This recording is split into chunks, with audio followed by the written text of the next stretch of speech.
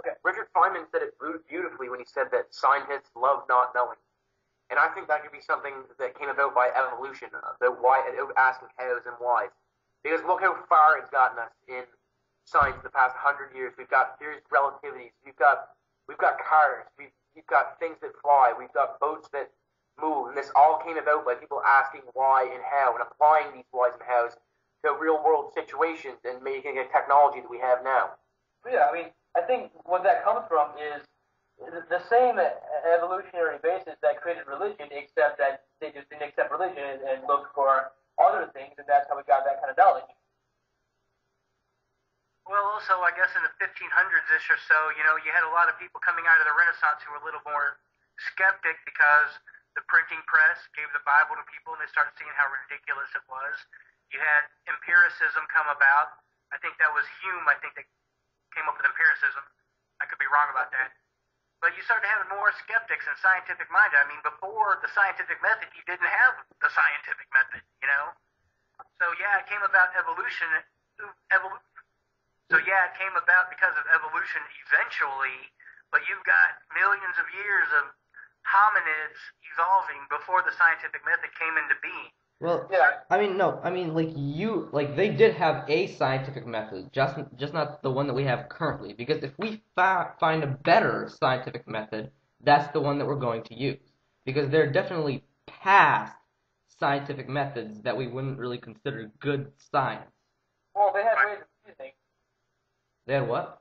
They had ways of reasoning, definitely. Yeah.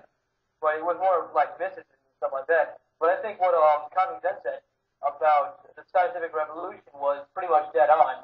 Now that I think about it, I mean, because a lot of basically everybody who pioneered modern science was religious in some aspect, but they still weren't satisfied with the answers they were getting from their religion. Right. And even Isaac Newton, he was a Christian of some sort. Yeah. Yeah, and he came up with, gravity and the laws of motion, and that's just genius. His religious belief has nothing to do with that because we have tested it and found out that it's... That's what I'm saying, though. I mean, you have science and you have religion, and they're two separate realms, and obviously, I think all of us would consider that science is the superior one, but people have connections to both. And I think the religion is still around just because people have connections to it. Now, if we were to take away religion from all modern society, no religion at all, but we kept the technological aspect of it and all the knowledge and stuff that we had, I think it's a pretty safe bet to say that it would be either very unlikely to come about again, or there'd just be like a minimal number of people who would believe in it. I think it was Voltaire that once said, the first preacher is the first man that met the first fool. Yeah. I think that's a bit relevant to the conversation. Well, I think it is kind of has to do with reality.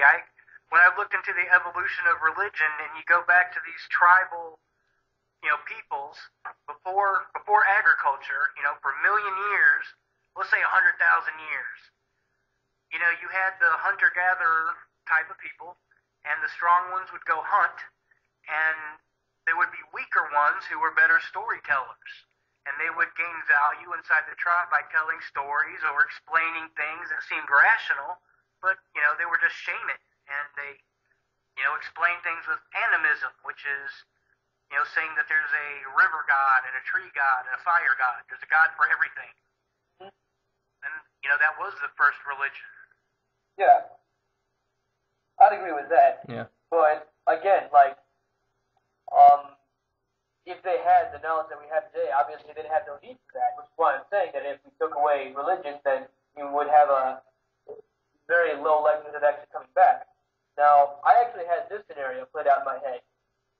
What if there was a group of people, from modern day, either intellectuals or pseudo-intellectuals, who for some reason found themselves in some state of being where the entire world was like civilization had never even touched it, and all they had was nature and the trees and forests and stuff. I think that would be pretty cool because people, those people who were there, they would have to survive and do stuff like that, but their minds wouldn't be clouded by the need for an explanation. So, in a lot of senses, that would free up a lot of time to pursue intellectual things. And in that way, I mean, society could definitely advance in ways that it wasn't able to in our history.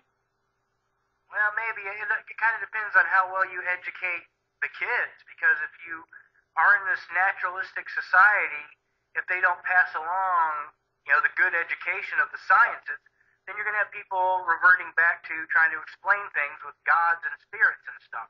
Well, I think they would do that, though, just because they have the knowledge. And kids are asking questions, and they have better answers than they otherwise give.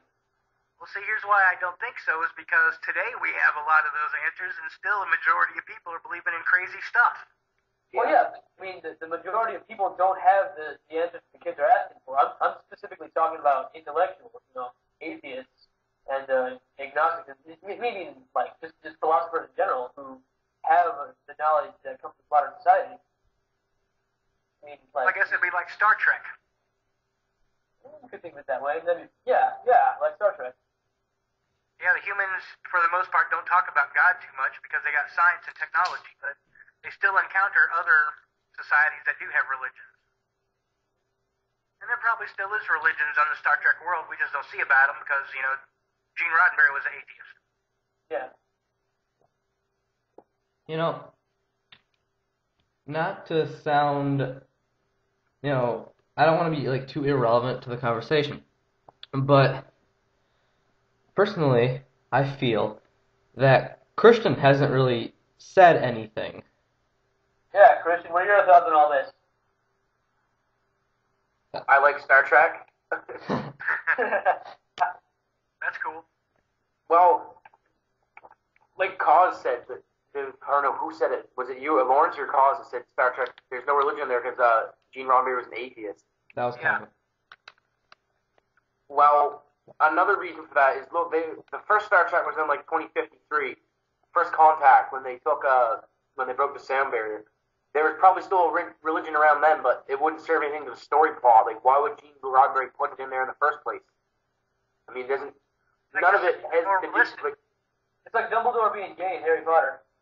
Yeah, it doesn't really matter. matter. In that first contact, I believe, I could be wrong, but I believe that was at a time before they had like their World War IIIs and ended poverty and all that stuff. Because if you remember Zach Cochran, whatever his name was, they were kind of living in filth and squalor and stuff.